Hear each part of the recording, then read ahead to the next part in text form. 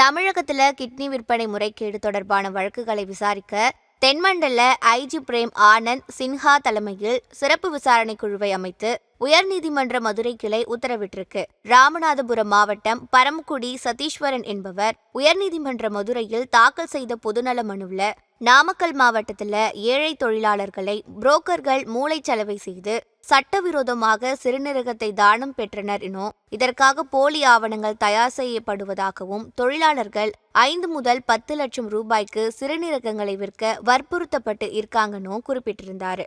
திருச்சி பெரம்பலூரில் 2 தனியார் மருத்துவமனைகள் இதில் ஈடுபட்டதாகவும் ஆளுங்கட்சி பிரமுகருக்கு சொந்தமான மருத்துவமனை என்பதனாலும் முறையாக விசாரிக்க வாய்ப்பில்லை என்பதாலும் இந்த வழக்கை சிபிஐக்கு மாற்றம் செய்ய வேண்டும்னு அந்த மனுவில் கோரப்பட்டிருந்துச்சு. இவ்வழக்கு மீண்டும் விசாரணைக்கு வந்தபோது முறைகேடுகள் நடந்தது அறிக்கை மூலம் உறுதி செய்யப்படும், ஏன் இன்னும் எஃப்ஐஆர் பதிவு செய்யப்படவில்லை என கேள்வி எழுப்பிய நீதிபதிகள் அரசின் இந்த நடவடிக்கை ஏமாற்றம் அளிப்பதாக கூறியிருக்காங்க.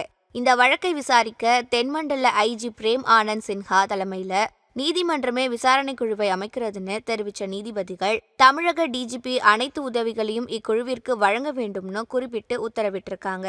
இந்த குழு நடத்தும் விசாரணையை உயர்நீதிமன்ற மதுரை கிளை நேரடியாக கண்காணிக்கும் என கூறிய நீதிபதிகள் முதற்கட்ட விசாரணை அறிக்கையை அடுத்த மாதம் 24ஆம் தேதிக்குள் சமர்ப்பிக்க வேண்டும் என கேட்டுக்கொண்டிருக்காங்க.